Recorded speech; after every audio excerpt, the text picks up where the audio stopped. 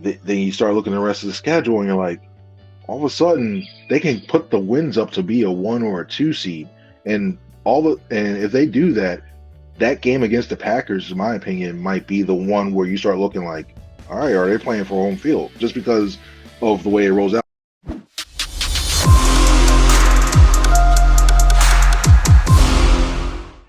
You got your Mega Mac guys here on Birds 365 after a 24-8 beatdown blowout of the Commanders of Washington. We bring in our buddy Chris Franklin from NJ Live, broadcasting live from his fancy backyard again. We got you outside again, Franklin. You got the coat on. You ready to rock? Nice out, nice and crisp. Yeah. It's beautiful. Got the sun shining right now. I feel like I can give better answers. Got the yellow sun right here giving me strength. Yeah, it'll be fun. The vitamins of the sun. Yeah, going to give you better. What do we got? Fourth and what? What does the shirt say? Fourth and goal. All right. That was apropos. Apropos. Yeah, that was a tremendous catch. Well, both of them to get Devonta got them down to the 1 yard line with an amazing catch and took a kind of fell on his back. I got some Tyree Jackson flashbacks. I'm like, ooh, that looked bad. That looked bad. And then he comes out for a couple. The Eagles can't punch it in. They don't want to go for field goal at the end of the half. They could have just taken the Jake Elliott gimme. And man, he high pointed that football. Getty Images or US, one of them had a great photo of him. It was great coverage. This wide receiver group, Chris, it is. I'm amazed at how good AJ Brown is right off the bat, and then Devonta Smith is your number 2. Wow, how good is that group? They really do a lot, and they can really fit in. A thing I think you can do, you can still really interchange them anywhere. You can line them up on the outside. You can line up in a slot. And the way that I think that this offensive coaching staff has used them so far has been really good. And I don't even think we've seen the full playbook and assortment of things they can do yet. Because you look at when you're a team and you see all of a sudden, oh great, we have a bunch formation. We got Brown, Smith, Quez, Watkins on one side. Oh yeah, you only have Dallas Goedert on the other side. Wait, how do you defend that? And I think overall, when you look at the way they've been playing so far, you haven't heard any selfishness. I know the wins help a lot, but these guys actually generally seem like they actually, are cool and happy when the other guy goes off in a game. And so this thing, and we didn't even talk about Zach Pascal. We didn't even talk about it get deeper. So it's a deep core. Let me address both you guys with my next question.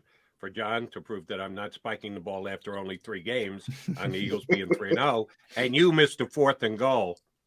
What the hell was that Zach Pascal end around on 4th and goal? Yeah. That was the get a little bit the Eagles too ran all haughty. day. Did Sirianni overrule Steichen on that one? Did he call that play for his boy Zach Pascal? Because that didn't work and it just turned out ugly.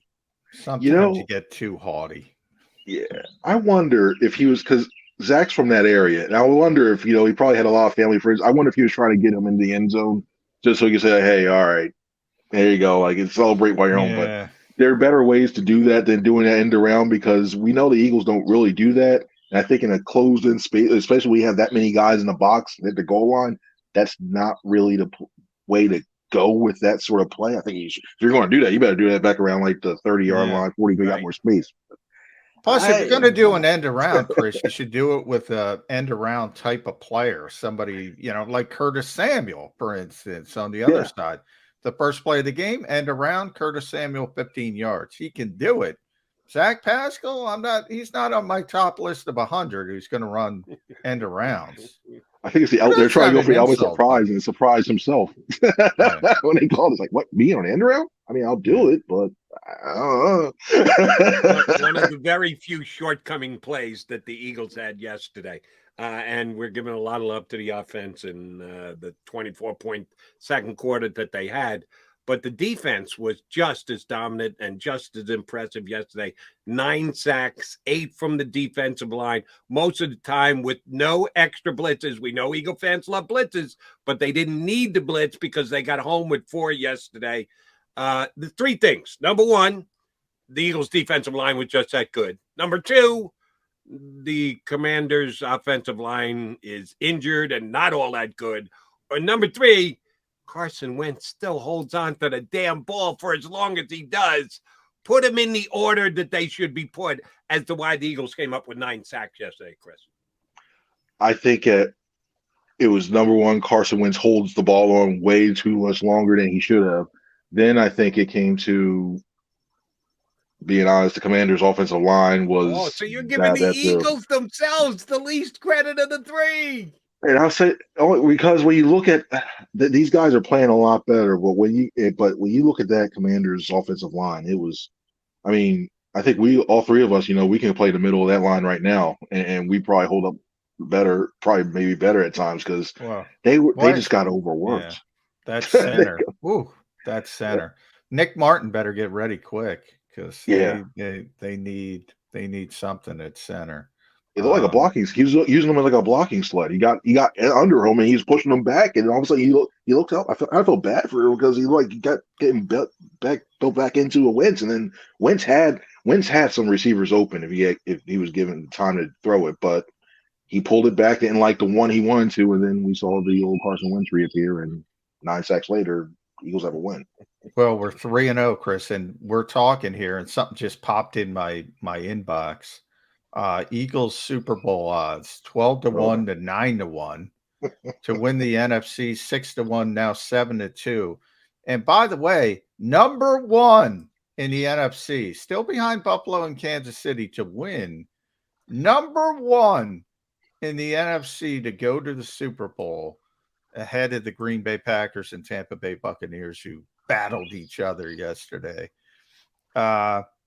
Everybody getting ahead of themselves after 3 games against Detroit, Minnesota, Washington. I think a little bit, but I think the schedule is going to help them out a lot because next week you have Jacksonville, who was no pushover, by the way. We saw what they did to the Chargers yesterday. Yeah. Then you start looking at the rest of the schedule, and you're like, all of a sudden they can put the wins up to be a 1 or a 2 seed, and if they do that. That game against the Packers, in my opinion, might be the one where you start looking like, all right, are they playing for home field? Just because of the way it rolls out. I think that stretch they have where they had 3 straight road games might slip them up as well, too, later in the season. So I think it's a little early to go full bore saying, hey, you know what? This is the number 1 seed team right here. They're going to win the NFC. But I can get it if people start talking about the 1 seed overall. Because I think if they get the 1 – I can't really say this right now. It's like 3 weeks in, but if they ever were able to get it's just like that. But I can see why, because if they got the 1 seed, it's tough to play in Philly, and then the road having to go through Philly. Okay, yeah, I see that, but it's still. All right, but let me add this to the mix, and we haven't touched on this in an hour and a half. Let me get it from 2 guys who were there in the house. I'm just judging by my television because I'm here at home watching the game. Got a better view than we got. I had a broken TV. You had one at work. Yes, I absolutely had a better view on my 60-inch flat screen. However, I do not get the feel of the crowd, and you 2 guys did. I'm just judging off my TV. You sure that wasn't a home game for the Eagles yesterday? Because it sure as hell sounded like one. Sounded like there were just as many Eagle fans in that building as there were Commander fans. It seemed to me like Carson Wentz at times was having trouble communicating his plays. That's not supposed to happen when you're at home. The offense is not supposed to have to scream over the crowd. How big an Eagle crowd was there yesterday in Washington? I'd probably say about 70-30. 60, it's like 60-40, 70-30. And you can really tell. I mean, when they got backed up towards our far end zone, the one where we see, because the wonderful view that we have up at FedEx Field. But when we saw that far end zone, they were so backed up. You saw the 2 false starts penalties that the Commanders had were down that way, and it was all Eagles fans. You started looking behind the Eagles sideline; it was all green. And the area in front of us was the opposite end zone. You started seeing green speckled in there. It was huge, and you start to look, especially the fact that they got out to that fast start. It basically took whatever Commanders fans were out there. It just took them out the game, and it felt. If anything, I don't know if you felt like this way, John, but it felt like anything around, especially the 3rd quarter, it just got weird because it was eerily quiet because Commanders weren't doing anything. The Eagles struggling. It was just like a pin drop. Like, this is not some home field advantage the Commanders have. Yeah. When it started, I thought it was about 50-50 And then, as you mentioned, when it became clear the Eagles were dominating, then it seemed, I don't know if people snuck out, then it seemed like more of a 60-40, 70-30. And they were, Eagles fans were making all the noise. I know Nick Sirianni said, our goal, by the way, like you can control it, was to get him to use the silent count. And they did. They had to. So, there's certain places, the Chargers, the Rams have to use silent counts at time at home, especially when they're playing certain teams. Yeah, the Commanders. that's a bad situation when you have to use a silent count at home.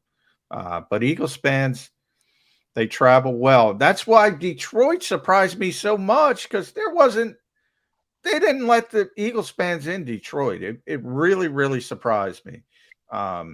Here, obviously, it's so close, and they took over, as they usually do. Yeah, and I think with especially Detroit, I think any glimmer of hope, because you can see they're a fan base that is just waiting to at least make some noise, at least get back to the playoffs, at least be that one. And they're in a way, you look at Detroit, you see a lot of like the Eagles fans and right now the Phillies fans when it comes to that matter. When you're waiting so long to get the playoffs, you want to cheer their team on, and they finally got a chance to, like, they thought they finally had a chance to do so. Now the results haven't been the way it should be, but I think Detroit's a better team because of it.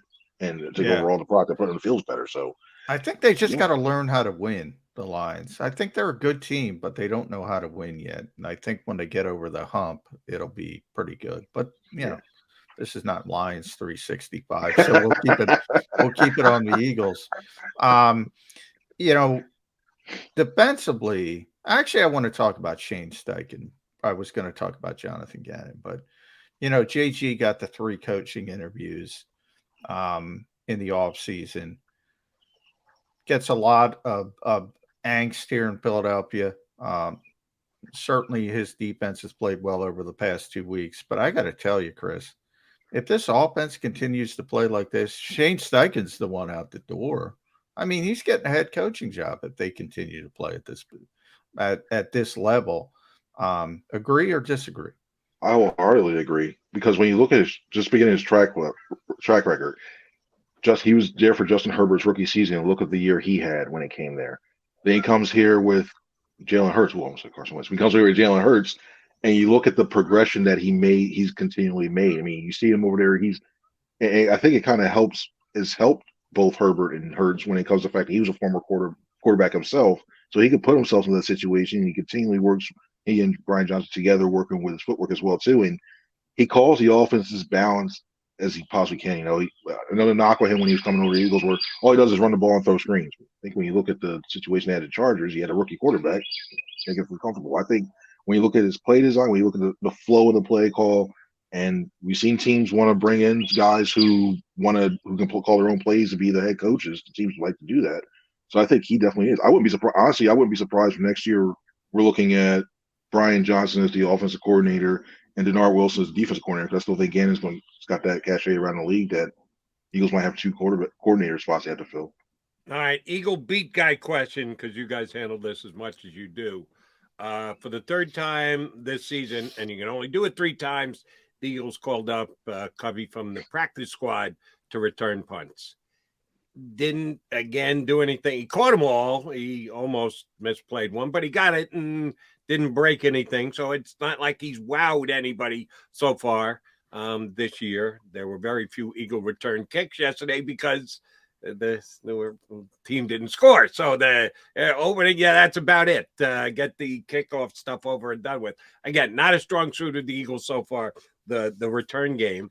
But what's going to happen with Covey? Is he a elevation next week? Does he make it on to the 53? Who's coming off? Does Howie Roseman have a move up his sleeve for this week with the Eagles return game? I think they still have 52, so I think they make sure they have a spot to move them up. They only have 52, yeah. And just look, I think it's still Covey. I really think he's going to be the one there, elevate him. I think it's a way to basically prorate the contract, not to pay him for 3 weeks as a full thing. They can just use him at the elevation salary. They move him up that way, and I think they feel the confidence like he's the one that can consistently catch the ball when back there. And I say that now after he muffed that one yesterday, but I think when you look at I think they value that. No, frankly, they value that more sometimes than actually, making the runs. They would like to have somebody that could break one off. And short of like signing Deshaun Jackson, still sitting out there as just like, hey, come back, you're a punt return only. I think they just roll with Covey from here on out. And if in a pinch, if they're down, I thought it was interesting, Chris, that when Washington was backed up and they had a chance for a return, they put Devonta out there, which I liked, but that kind of tells you, all right, well, they know what Britain is, and that's the safety, the security guy. And he did, muff one. He was able to get it back. To me, this is interesting because, and by the way, Britain got beaten up, man. It's like, oh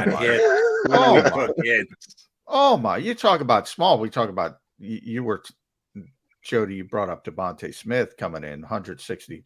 Britton Kobe is, I'm concerned for his safety. And he's such a nice guy. Another little tweak, they put him back on kickoffs. Nobody noticed because they were just kicking touchbacks. But they finally realized, hey, Quez, thanks for trying, but he's just not good at kick return. So they have a spot. I think they're going to elevate him, but I don't think he's safe. If they can find something else moving forward, that's how I would describe it. Your thoughts on that?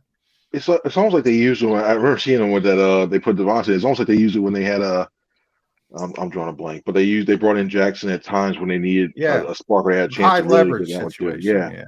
Yeah. So I wouldn't be surprised they did that. I mean, when you look at the options the team had right now between that, Quez hasn't done it since college, so you can't put him back there. I mean, you had Avonte Maddox, he hasn't done it in college since that, and you don't want to put two guys like Maddox or Smith, even Watkins. I put him in that thing because I think he's important to what they do on offense to have the position where they get the point like, oh, I can return this. They catch the ball, next thing you know, they get smacked, and you're without them for the rest of the game. So it's a really limited choice they have, and I think that it's almost like the best of all the situations they go with Kobe. Although this all season they got to get somebody because if they want to get somebody dynamic, they got to go ahead and get somebody. Right. I remember back to the preseason, I brought Devonta Smith up because he did it on a limited basis, but he did it tremendously well at Alabama. Yeah. And Johnny hit the nail on the head. He said, don't be surprised if in specific situations they put him back there. And sure enough, the first one came up yesterday that they gave him a shot. And I think they'll continue to do that. Let me ask you about the running game. Wasn't needed yesterday. This is kind of playing into what John said early in the show that, come on, don't worry about the second half. The game was over by halftime, so don't put too much emphasis on the second half. Same thing with the running game. They really didn't run the ball much yesterday, and when they did, it wasn't all that effective. Miles didn't have a great game. Neither Scott nor Gainwell made any kind of plays when they were handed the football. Just chalk it up as one of those didn't need it, so don't sweat it, or a legit concern from yesterday, Chris? Well, I think when you look overall, once William Jackson III was inactive, I thought that was like, okay, you know what? Usually I'm more of a balanced guy to run and set up the pass and everything. I think once Jackson went, I was like, okay, just throw the ball down the field because they were really Rashad Wild Goose not scaring you. Yeah, the goose got cooked. So yeah, nah. I'm sitting here looking like, and I'm looking at the field, and I'm looking at the way they were playing their techniques, and sitting there like, they could, if the Eagles really decided to, you know what, let's just throw down. Jalen Hurts could have really put up like 450, 500 yards if he wanted to, if they really wanted to call that play, because there were receivers getting open. They tried. The Commanders were trying everything. They really were trying. They playing all this empty zone didn't work because they're cutting them underneath. They're trying man to man, didn't work because they were going up top. So yeah, I'm not concerned as of yet. I think, especially with that big lead that they had, but I think they just did it. I think they were trying to run. If they had a running clock in the NFL, they were going to try to do that. Just run. Okay, that's good enough. Would be nice. Yeah. But one of the things I tell Jody this all the time. I think Detroit was the offensive line, and with Washington, it was Jonathan Allen and Daron Payne. And Nick Sirianni talked about it all week. So it wasn't like revisionist history. He was like, those guys are good. Those guys are really good. And that's just the strength of Washington. It's tough to run on those guys. And now in the first couple of weeks, they have been run on. So I think people kind of, said, well, they've been getting gashed, but all of a sudden you do the overcorrection like the Eagles did week 1 to week 2. They had all the missed tackles. You have the overcorrection. They said, all right, we gotta button this down, especially with the top ranked, running offense coming in. And I just think Allen's that good. I think Payne's that good. And you're not going to face those guys every week. So take advantage of Rashad Wildgoose and those corners in that defensive backfield. I think that's smart coaching. I give Nick and Shane and Jonathan Gannon as well from the defensive side a lot of credit for the game planning. Yeah, and you look at and Allen was really getting inside that gap between Landon Dickerson and Jason Kelsey, and Landon wasn't healthy either. He was playing through a foot injury. And we saw it. I think he saw, especially when they got that lead, they pulled everybody out when it comes in at Landon, Dallas, and everybody else. They started pulling them out. But you look at the interior line. I think that's going back to a previous question. I think when you look at teams like the Rams, when you look at Vita Vea and the Bucks, I think that's where I think teams can take advantage of it right now, because it just seems like we got those powerful guys in the middle of that offensive line. They seem to have a little bit issues with that as well too, and they get the pressure up the middle.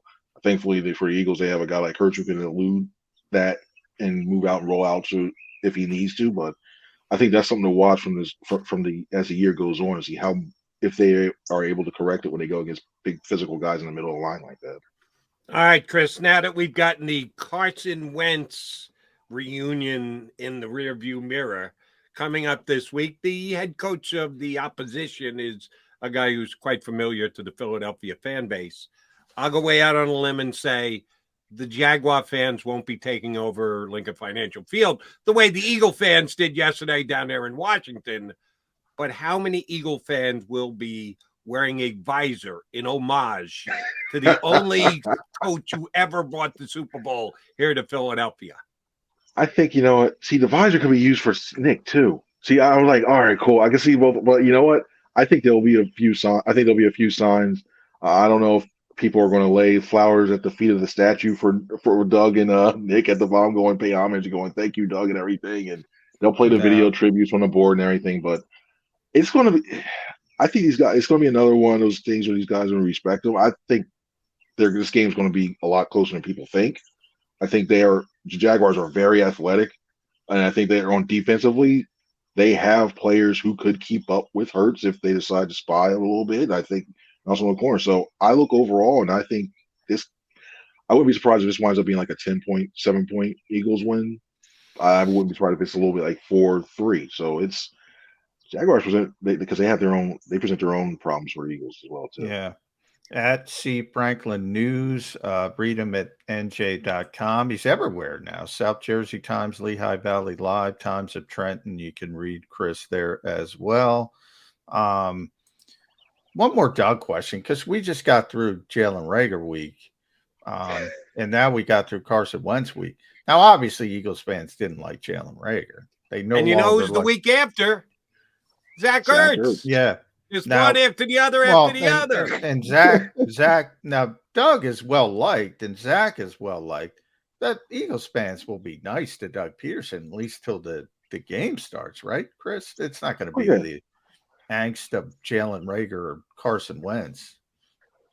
Because I think they'll still look and go, well, Doug was all right. The question about Doug at the end was about his coaching placements, and that's when they ultimately let him go. But I think overall, when you look at what Doug did for the city and his mannerisms and everything else, I think people liked him a lot around here, and especially at the question. Like, he galvanized the city over that 2017 season, and he got a pass for most of it. I think after that until 2020, where it's like, ugh. So I think a lot of people they'll still have very good feelings for him. It's not going to be one of those, we hate you, blah, blah, blah. I think they may laugh a little bit if they start to see some of those same play calls and everything else that we saw 3 years ago with a lot of. I should have brought up Press Taylor. Press can coach again a little bit, and our buddy Ryan Paganetti doing the fourth down stuff in Jacksonville. They're being very former Eagle Mike Caldwell. linebacker like Caldwell too. So yeah, I think it's gonna be fun to watch, and I hope Doug changes his playbook a little bit because a lot of these guys might still remember some of his calls and mannerisms as well too. All right, last thing for me, Chris. Number one, what the hell are those bird noises? Is that your phone? That's nice, man. No, it's actually birds. We have Blue Jays, Cardinals, and everything. It's like Sunday nature right here. That is serene. Okay, now I know why Chris is out there. I'd be out there writing. You're right outside. Sounded like Eagle fans to me, but all right. Last thing. Will the Eagles be in sole possession of first place by this time tomorrow, or will they be sharing that with the New York Giants? I think they'll be sharing it with the Giants. I think they do. Win tonight, huh? I think they will because Giants. I think they. Whoa. I got to think about Brian Daboll for Coach of the Year if he gets to 3-0. I'm giving him Coach of the Year. Take that squad, yeah. All right, so McMullen's got Hurts as MVP and Daboll as Coach of the Year. Yeah. Early lead. Should be a good one tonight. I don't know if it's going to be pretty football, but it should be competitive. So we'll be talking about it here on Birds tomorrow. We'll do so without the bird noises and Chris Franklin. So it's going to be a tougher task for us yet tomorrow. Yeah. Chris, thanks for hopping on. Go Birds. Go Birds. Say go Birds here. Can you get the Birds to do that one more time? See if you can get them. See. Talk now. That's right. Now you want to go with B-Shot now, I guess. They might say go Birds. Chris, always a pleasure, buddy. Thanks, pal. Thank you, guys. Appreciate it. Thank you. Chris Franklin.